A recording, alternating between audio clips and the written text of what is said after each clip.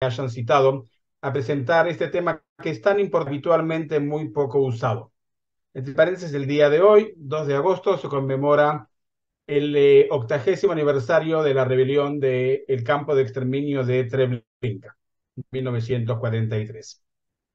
Voy a hacer una pequeña y muy corta introducción conceptual acerca de las comunidades sefaradíes bajo las garras nazis, lo que yo llamo poniéndole énfasis a Yugoslavia y a Bulgaria. En Yugoslavia hablaré sobre Croacia, Serbia, Novi Sad y después, como postre, hablaremos. Recordemos que en la década de 1990, Yugoslavia se desintegró en varios estados independientes, entre ellos Eslovenia, Croacia, Bosnia, Herzegovina, Macedonia, Serbia, Montenegro.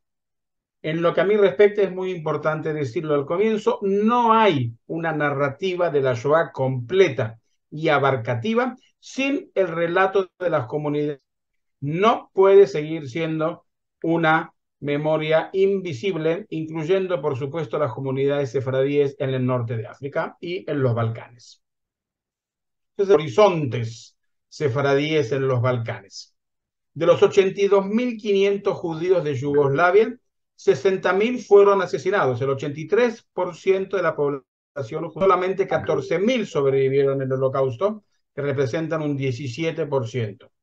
En Eslovenia, de los 1.500 judíos, 1.300 fueron asesinados, el 6% de la comunidad. En Croacia, de los 25.000 judíos, 20.000 fueron asesinados, equivale a un 80% de la comunidad. En Serbia, de los 16.000 judíos, 500 fueron asesinados, casi el 90% de la comunidad. En Bosnia y Herzegovina, de los 14.000 judíos, 10.000 fueron asesinados, simboliza el 61% de la comunidad. Y en Macedonia, de los 7.762 judíos, 6.982 fueron asesinados en Treblinka, lo que significa el 98% de la comunidad. El caso de Bulgaria, que es especial y lo dejamos para el final, había cerca de 49.000 judíos en Bulgaria, que ellos se anexaron, 11.000 judíos de Tracia y Macedonia deportados a Treblinka.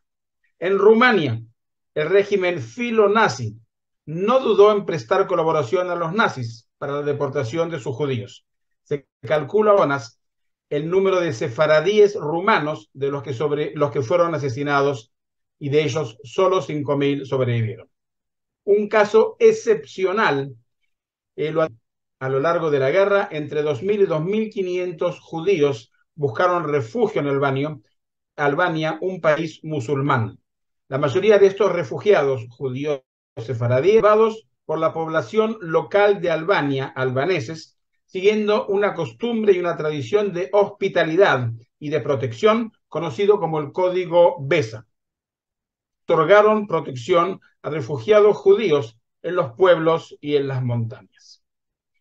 En Europa occidental se estima que había 35.000 judíos. Francia, de ellos 5.300 fueron asesinados. En Bélgica, 3.000 judíos sefaradíes fueron asesinados, el 45% de ellos. Y en Holanda habían 4.010 y se estima que de ellos 800 fueron asesinados.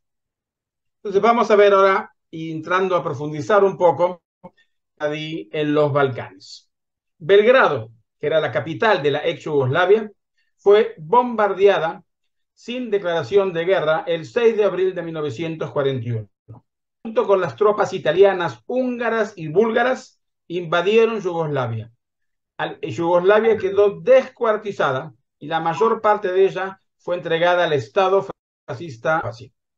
Las experiencias de las diversas comunidades judías de los Balcanes varía durante la guerra y depende en qué manos cayeron. Por ejemplo, los judíos sefaraditas cayeron bajo el régimen de los Ustashas, los insurrectos, que los sometió a acciones similares a pogromos y los encerraron en campos de concentraciones que eran dirigidos contra la población serbia. Eslovaquia, por ejemplo, que era un país satélite de Alemania, se convirtió en un país autoritario, clerical y fascista, cuyo líder, Monseñor dio a sus judíos alemanes, organizó los transportes y pagó 500 marcos por cada judío al rey alemán condicionado de que no los devuelvan a Alemania y que no les exija. El caso de Novi Sad, que en un ratito llegaré él, Nuevo Jardines, si bien pertenece a Serbia, durante la guerra estuvo bajo la ocupación húngara. Y Bulgaria lo dejamos para el final porque es la excepción. Entonces, comencemos con Croacia y voy a compartir con ustedes un PowerPoint que siempre es bueno tener un poquito de visión. Este es el mapa de la ex Yugoslavia hoy en día, como se ve, incluyendo, por supuesto, Rumania, Bulgaria y Grecia. Vamos entonces al caso de Croacia. El 10 de abril de 1941 se firmó un decreto que legalizaba las propiedades de los judíos. El 30 de abril de 1941 se dictó otro decreto para encerrar a los judíos en centros de internación, todo eso de la sangre aria y del honor del pueblo croata. En mayo de 1941, los Ustashas arrestaron a 165 jóvenes de Zagreb de edad entre 17 y 25 años, la mayoría de ellos miembros del Club Deportivo Maccabi, y los envió a un campo de concentración. Solo 3 de ellos sobrevivieron. El 1 de junio de 1941, los ciudadanos serbios fueron obligados a usar unos brazaletes azules con la letra prevoslavos, y los judíos un parche amarillo, como lo llaman, con la letra Z, Zidov, judío. En julio de 1941, los oficiales Ustashas exigieron a la comunidad judía en Zagreb una tonelada de oro para la educación, tesoro que fue pagado por la comunidad. El ministro de Educación Ustasha, Milek Budak, expresó el 22 de julio de 1941 el plan ETA, cito: para las minorías como los serbios, judíos y gitanos, tenemos 3 millones de balas. Mataremos a 1/3 de la población serbia, deportaremos otro tercio, esto los convertiremos a la fe católica, para que de esta forma queden asimilados a los croatas. Los 2 clubes de fútbol judíos en el estado, SIK Maccabi de Zagreb y Osijek, fueron prohibidos en 1941. En octubre de 1941, el alcalde de Zagreb, Ivan Werner, emitió un decreto de la sinagoga de Zagreb, capital de Yugoslavia. La demolición comenzó el 10 de octubre de 1941, procediendo lentamente para dañar los edificios adyacentes, y se terminó en 1942. A finales de 1941, cerca de 2/3 de los judíos de Croacia habían sido encarcelados en campos de concentración. En mayo de 1942, 1.700 judíos de Zagreb y 300 de las zonas circundantes fueron llevados al campo de concentración y exterminio de Auschwitz. Entre ellos, el gran rabino Miroslav Salomón Freiberger, la artista Lea Deutsch y el presidente de la comunidad judía de Zagreb, Hugo Kohn. Durante este periodo, el obispo Stefanik ofreció al rabino jefe de Zagreb, Miroslav Salomón Freiberger, ayuda para escapar de la redada, que en última instancia él se negó portado a Auschwitz-Birkenau, donde fue asesinado. En 1942 y 1943, unos 7.000 judíos fueron deportados a Auschwitz-Birkenau. En Croacia hubo 26 campos de concentración en territorio croata, bajo el régimen de los Ustashas, en su locura genocida, los judíos, los serbios y los gitanos. Hubo todo tipo de campos, incluso campos de infantes, campos de mujeres, y el más terrible de todos, estamos viendo en pantalla el monumento hoy, el Kovac, a 96 kilómetros de la capital, Zagreb. Los Ustashas, para resumir, asesinaron a más de 20.000 judíos en el campo de concentración de Jasenovac. El resto a los campos de concentración Alemania y Polonia desde 1943. Y con esto termino el caso de Croacia y pasamos a Serbia. Dos casos, Belgrado capital y Novi Sad, que es una cosa por separado. Poco antes de la Segunda Guerra Mundial, alrededor de 12.000 judíos vivían en Belgrado, capital de Yugoslavia. El 80% eran sefaradíes, que todavía utilizaban el judeo español, ladino, como lengua hablada, y solo el 20% eran ashkenazim, que utilizaban el idioma yiddish. Los ocupantes alemanes establecieron campos de concentración y políticas de exterminio con la ayuda del gobierno títere local de Milan Neche. La sinagoga de la calle Cosma violada por los nazis, quienes la convirtieron en un burdel. Las primeras leyes raciales en los estados de Serbia fueron adoptados el 30 de mayo de 1941. El decreto original ordenó la retirada de judíos del servicio público y de las profesiones libres, estableció el registro de propiedades judías, introdujo el trabajo forzado, prohibió en Serbia esconder a judíos y ordenó a la población judía a llevar la estrella amarilla. Los primeros 3 pasos del proceso de destrucción se introdujeron en un solo día. La realización de los bienes judíos se decretó el 22 de julio de 1941. El campo de detención de Sajmice y Shrem fueron establecidos para procesar a judíos y a serbios. La mayoría de los judíos fueron recluidos en campos de concentración. El 5 de julio de 1941 fusilaron a 10 comunistas y el 28 de julio fusilaron 122 intelectuales, judíos y comunistas.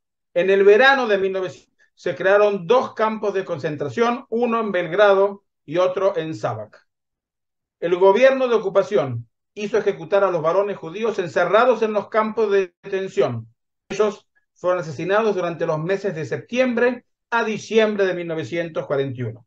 El primer fusilamiento en masa de judíos tuvo lugar a mediados de 1941, antes del comienzo de la deportación de los judíos alemanes a los campos de exterminio en el territorio europeo. Unas 8.000 mujeres y niños fueron concentrados en el campo cerca de Belgrado y asesinados durante los meses de marzo a mayo de 1942 en camiones de gas. La destrucción de la comunidad judía finalizó en mayo de 1942 y pasó al caso de la bandera serbia, al caso de Novi Sad. Esta es la sinagoga que quedó en pie, verdaderamente maravillosa, y los 2 edificios que ven a la derecha son también hoy pertenecientes a la comunidad. Hasta 1941 habían aproximadamente 4.000 judíos de una población total de 80.000. El 20 de septiembre de 1941 se produjo la invasión húngara a Novi Sad. El exterminio de los judíos de Novi Sad se llamó los húngaros. Y aquí quiero hacer mención de una partisana judía de la Shomer HaTzair, Lili Ben. Al comienzo de la invasión húngara, en la organización de actividades contra la ocupación húngara y en grupos clandestinos de sabotaje. El 20 de septiembre de 1941, el primer día de la invasión, por los gendarmes húngaros mientras llevaba un arma. Fue juzgada por un tribunal militar y ahorcada públicamente en Novi Sad. Y no fue la única, y larga lista que podría mencionarles de los judíos, de las mujeres judías de sefaradíes. Voy a mencionar entonces solamente Estrella Mara Obadia, heroína de Yugoslavia, la única mujer en Yugoslavia denominada heroína de Yugoslavia. Sara Yoshua Fortis, la capitana Sarika de Salón, Violeta Yakova de Bulgaria, y la lista es muy larga y podríamos seguir durante mucho tiempo mencionando a estas heroínas partisanas que lucharon. Y llega entonces lo que se va a llamar los días fríos de Novi Sad, la gran acción del 23 de enero de 1941. Ese día, el 23 de enero de 1941, a las 9 en punto de la mañana, convenció la Axia o la incursión. Las fuerzas húngaras trajeron a 1.500 serbios, gitanos y judíos al río Danubio, que estaba con temperatura de 20 grados bajo cero. Las atrocidades y asesinatos más notorios ocurren en la playa de Novi Sad, en el río Danubio, que como dije estaba congelado ese día 20 grados bajo cero. La mayoría de la gente fue asesinada en las riberas del Danubio, en la playa Strand. Personas vivas y muertas fueron arrojadas al agua helada bajo el hielo. La gente se quitaba la ropa y se desnudaba. y se vieron obligados a pararse sobre planchas de madera colocadas sobre el hielo del Danubio. Usando explosivos, los mineros hicieron agujeros en las víctimas, caían a través de ellos al río Danubio. Los gendarmes húngaros fueron quienes hicieron la labor. Muchas de las víctimas pidieron ser asesinadas por el tremendo frío que portable. Un escuadrón de ejecución húngaro le disparaba en la espalda a hombres, mujeres y niños. El asesinato se detuvo a las 4 de la tarde. Cerca de 800 ancianos, niños y enfermos y 500 serbios fueron ejecutados. Todos ellos ciudadanos respetables de la ley, desarmados, incluyendo mujeres, niños. Los cuerpos continuaron en la orilla durante 2 semanas después de la atrocidad. Fue una orgía sin precedente de racismo antiserbio y antijudío. En total, 100 personas murieron en ese día. Este es el monumento que hay hoy en día sobre el río Danubio, en el lugar donde fue el hecho. De los muertos, 813 eran judíos, 80 eran serbios, 18 húngaros, 15 rusos, 13 eslovacos, 8 croatas, 3 alemanes, 2 rutenios, 2 eslovenos y un musulmán.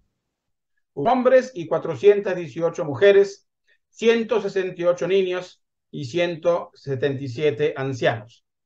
7 serbios ortodoxos junto con un rabino, 126 vendedores y comerciantes, 100 comerciantes y 81 alumnos, y en el monumento actual se ha puesto placa, la comunidad judía ha puesto placa con los nombres de todos los judíos asesinados. Cierro el tema. Durante la Segunda Guerra Mundial, 3.020 judíos de Novi Sad fueron asesinados o ejecutados o murieron en los campos, lo que representa el 70% de la población total de los judíos que vivían en Novi Sad antes de la guerra. Entonces pasamos ahora a Bulgaria. En Bulgaria salvaron a sus judíos, pero ya vamos a ver que deportaron a los judíos de Tracia y Macedonia. Ahora, el 10 de marzo de este año, del 2020, Bulgaria, con una delegación de la Bnei Brit de México, aquí estamos el grupo, conmemorando el 80º aniversario de la salvación de los judíos de Bulgaria. Comunidades en Bulgaria, Elías Canetti, Premio Nobel de Literatura, originario de Italia. Aquí tenemos al famoso que hace una Shulchan Aruch, Yosef Karo, que pasó por Bulgaria. Era una comunidad muy sionista, la famosa sinagoga de Bulgaria, los judíos que participan y luchan por Bulgaria en la Primera Guerra Mundial. Yiddish, perdón, periódico ladino, periódico ladino. El judío, que puede leer en letras hebreo, pero en ladino, en 1925. Después del rescate de los judíos daneses y la valiente actitud del pueblo musulmán en Albania, la salvación de la comunidad judía de Bulgaria en el exterminio representa la excepción más importante de cualquier población judía en la Europa bajo la ocupación nazi. En 1939 se estima que 49.000 judíos. Finalizada la guerra en 1945, habían 49.172 judíos vivos. Entonces, ¿quién salvó a los judíos de hoy en día? Es una piedra angular en el orgullo nacional. Primero quiero citar, si ustedes me permitan, un informe del embajador de Alemania en Sofía, Adolf Heiss Beckler, a partir de junio de 1943. Hay que tener en cuenta la mentalidad del pueblo búlgaro, que ideológicamente es poco instruido, a diferencia de nuestro pueblo. Y habiendo armenios, griegos, judíos y gitanos, el búlgaro no puede reconocer los defectos de los judíos que justifica la adaptación de medidas especiales contra ellos. Por lo que la defensa es el rey Boris III, que tenía poderes autoritarios. El país era una monarquía con una democracia parlamentaria, pero el rey Boris III Bulgaria, con una política oportunista, estableció un pacto evasivo con Alemania nazi y siguió una política de máximos beneficios y mínimas. Desgraciadamente, junto a él, tenía todo un comité pro-nazi y antisemita, un primer ministro Bogdan Filov, un ministro de Interiores Petr Grabowski, iba a llegar el comisario para la cuestión judía en Bulgaria, Alexander Vélez. Bulgaria se une al eje. Tenía un partido antemano en nacionalista, como podemos ver. Bulgaria, Italia, Japón, el 1 de marzo de 1941. El motivo por el cual se une es porque es el territorio que Bulgaria consideraba suyos de Tracia y Macedonia. Tracia y Macedonia, exactamente. Aquí lo podemos ver, son los territorios que devuelve a Bulgaria. ¿Ok? Y comienza todas las leyes antijudías. El 23 de enero de 1941, la Asamblea Nacional de Sofía autorización de la nación que era paralela a las leyes de Nuremberg. El 1 de marzo de 1941, Bulgaria se une al eje. Las tropas búlgaras marchan hacia Yugoslavia, Grecia.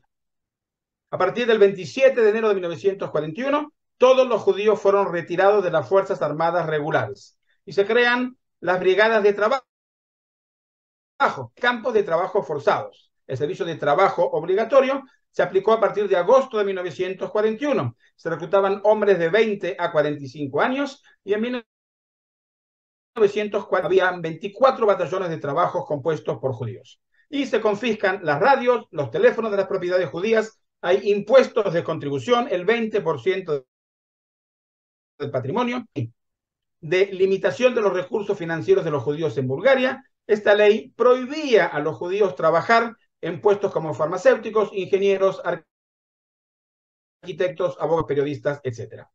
Tienen los campos de trabajo y comienza el uso obligatorio de la estrella amarilla, que enseguida van a ver muy distinta a las que normalmente conocemos. Por eso masivo, si bien sí se les obligó a usar una estrella amarilla, que aquí la pueden ver, ¿ok? Pero era totalmente distinta en tamaño y en forma a la que nosotros conocemos, ¿ok? Aquí tenemos varios ejemplos, ¿no es cierto? Hasta incluso podría decir bonita, ¿no es cierto? En estas circunstancias y por supuesto comparado con otras cosas, ¿ok? Aquí en realidad es un hijo de un sobreviviente que lleva en su traje, como ustedes pueden ver, la estrella de su abuelo. El 22 de febrero de 1943 viene la primera propuesta de deportar 20.000 judíos. De ellos, la propuesta de los alemanes eran 8.000 de Macedonia, 4.000 de Tracia y 8.000 de Bulgaria. El rey deportar a los judíos de Tracia y Macedonia y rehúsa deportar a sus judíos, a los judíos de Bulgaria. El 4 de marzo de 1943 comienza la deportación de los judíos de Tracia vía Viena al campo de exterminio de Treblinka. Aquí los podemos ver en los barcos sobre el Danubio, vía Viena a Treblinka. Aquí tenemos Mera Delom, Nadeja Basileva, justa de las naciones, la única que trajo agua y comida y otros alimentos necesarios que suministró con la ayuda de otras personas cercanas. Acá también un curioso episodio de estas 4 personas que estoy mostrando, los 4 representantes de Kyustendil que deciden ir a protestar ante la deportación de los judíos Boris III.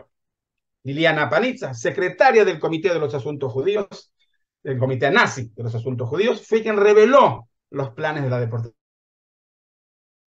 y es considerada justa de las naciones. El 10 de marzo de 1943 viene la segunda propuesta de la deportación de los judíos búlgaros. El 17 de marzo, 43 búlgaros firman una petición ante el gobierno de no permitir la deportación de los judíos. Y lo que sí continúa, como podemos ver, es la deportación de Macedonia al campo de exterminio de Treblinka. El 11 de marzo de 1943, los judíos de Shop, Bitola y Slip fueron concentrados en el campo de concentración Monopol y de ahí fueron deportados a través de 3 tranvías, el 22, el 25 y el 29 de marzo, al campo de exterminio de Treblinka. Ni uno solo. No, de los 7.144 judíos deportados, regresó con vida. Quiero mencionar nuevamente un justo de las naciones, el doctor Atanas Kostov, que logró salvar a los médicos y judíos con sus familias. En total, 58 almas, diciendo que los necesitaba para atender a la población local. En total, 11.343 judíos de Tracia y Macedonia fueron deportados por Boris III a Treblinka, donde fueron. El 22 de marzo, el Santo Sínodo se opuso a la deportación y pidió una implementación humana a la ley de protección de la nación. El 26 de marzo, Dmitry Pashev fue despedido de su cargo en el Parlamento. Él había sido el promotor de todos estos asuntos. El 24 de mayo se produjo una protesta judía masiva del asentamiento. El metropolitano Stefan de Sofía refugió al rabino Daniel Sion y el metropolitano Kirill de Plovdiv las vías de tren, impidiendo salir los trenes a la deportación. Le sigue esto la deportación de los judíos de Sofía, pero es otra cosa. La deportación es al interior del país. Esta política evasiva del rey Boris III, que los nazis le exigen que deporte a los judíos, él los deporta, pero los deporta al interior del país. La deportación de los 2643 judíos de Sofía comenzó el 26 de mayo de 1943 y continuó durante 2 semanas.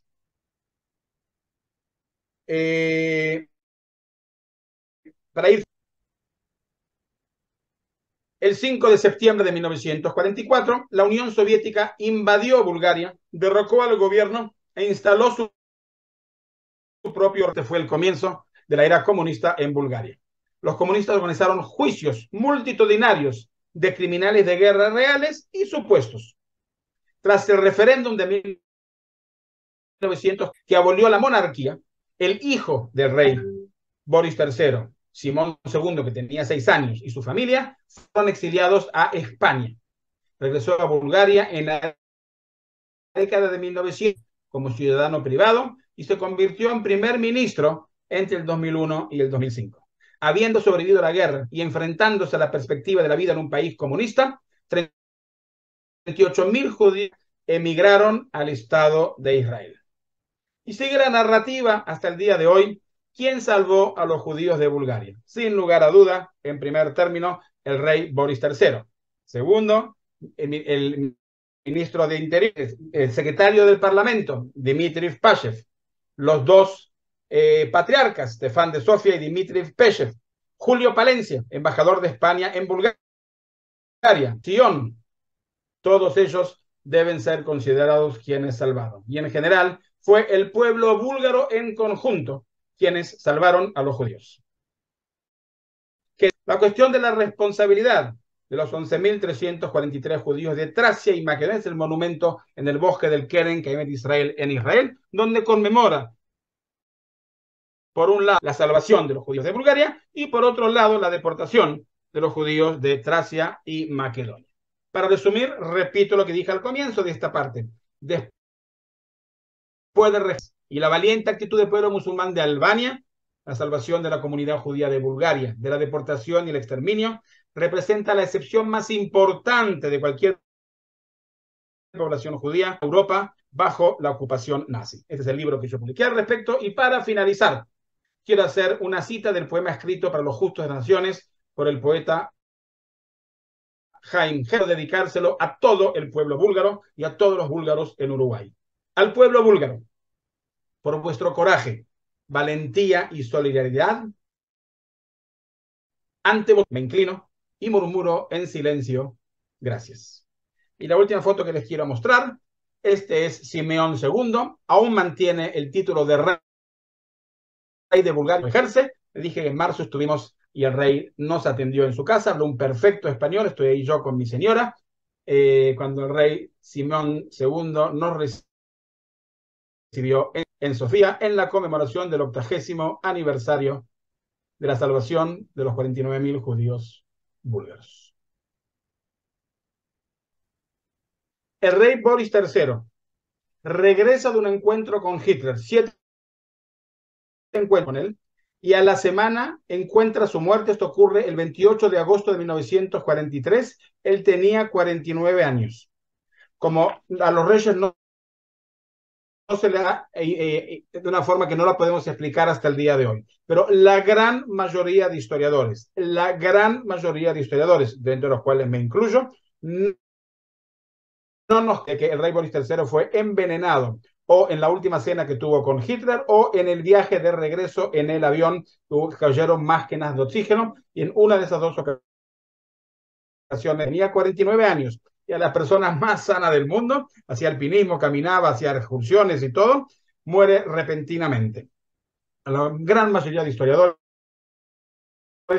que el rey Boris III fue asesinado por Hitler y pagó el precio, de entre otras cosas, por no haber deportado a sus judíos de Bulgaria. Estimado público, los, los crímenes del régimen nazi fueron considerados en los juicios de Nuremberg como crímenes de... ¿Qué es un crimen de lesa humanidad? Cuando la humanidad es la víctima. Toda la humanidad fue la víctima. Si se trata solo de los judíos, que los judíos los enseñen en una perspectiva universal. Y por eso quiero recalcar y resaltar la labor en Croacia del arzobispo Stefanic, que propone ayuda al rabino y a la iglesia proboslava, el patriarca Stefan, que fue quien organiza las peticiones de no deportar a los judíos de Bulgaria, y al método Plovdiv, que se acuesta sobre las vías de tren y no permite deportar a sus judíos. Y el segundo mensaje son los justos de las naciones, aquellas personas que arriesgaron su vida por salvar a un desconocido. Primero de todos, Dmitry Peshev, vicepresidente del Parlamento búlgaro. Los 43 parlamentarios decisión de no deportar a los judíos. La secretaria del Comité de los Asuntos Judíos del partido nazi, Lilian Panizza, que fue quien informa de los planes de la deportación del OM, Nadeja Vasileva, el doctor Atanas Kostov, que salvó a los médicos y a los farmacéuticos de ser deportados. Amigos, es el humanismo, los derechos humanos, el reconocer la democracia como un valor para todos. Y nosotros que hoy tenemos esos privilegios de vivir en países democráticos donde se defienden las libertades y los derechos humanos, países que conocimos ausencias de democracia, tenemos que defenderlo con todo nuestro cuerpo y con toda nuestra alma, y el holocausto para reforzar este mensaje.